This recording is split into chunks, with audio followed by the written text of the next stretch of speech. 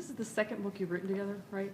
I wonder what your co-author relationship is like. Do you like disagree over the precision of words or chapter titles or have writing pet peeves, or what is that relationship like? You think that I'm going to disagree with Bob? It's his book. He's got the last word. No, it's not complicated, but it's much more than that. Bob has the best understanding of what I think sports writing should be of anybody I've ever known. I think we have one more book in mind entitled "So You Want to Win," and that will be the third and last book. No, the technique was the same on both. We just put a tape recorder between us and talk. Oh, you started talking. Okay. And a lot of talk, a lot of conversation. The title kind of started out as a joke, Really, I think. well, it's as I said then, it's the only book I've ever written where we started with the title and worked from there. The title was always the last thing to go, just like the headline on a story. Right. No, I always, for several years, I wanted to write a book with that title, and it isn't a slap or a commentary on Norman Vincent Peale or anything. I mean, I could care less about that. I just have never ever believed that if it's such a word, that positivity cures everything. But mostly, though, you conjure men.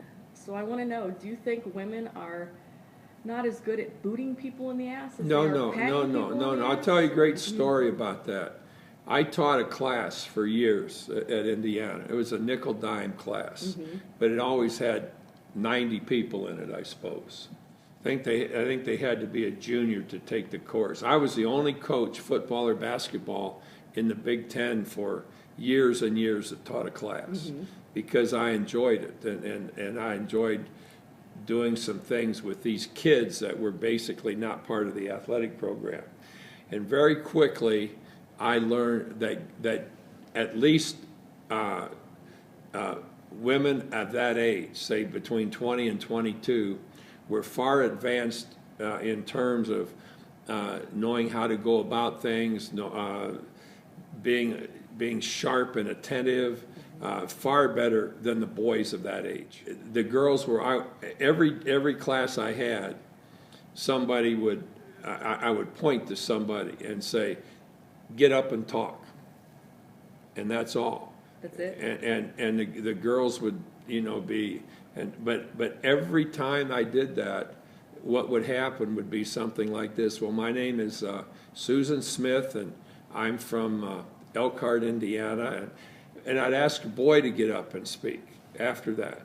It wasn't even close to being as coherent as what the girl had done. I took a class when I was in college that Woody Hayes taught. Havlicek and I took that class, but I think as time passed, coaches got out of teaching classes, which I thought was a shame. I enjoyed it. I enjoyed doing this little thing with students rather than doing it with basketball players.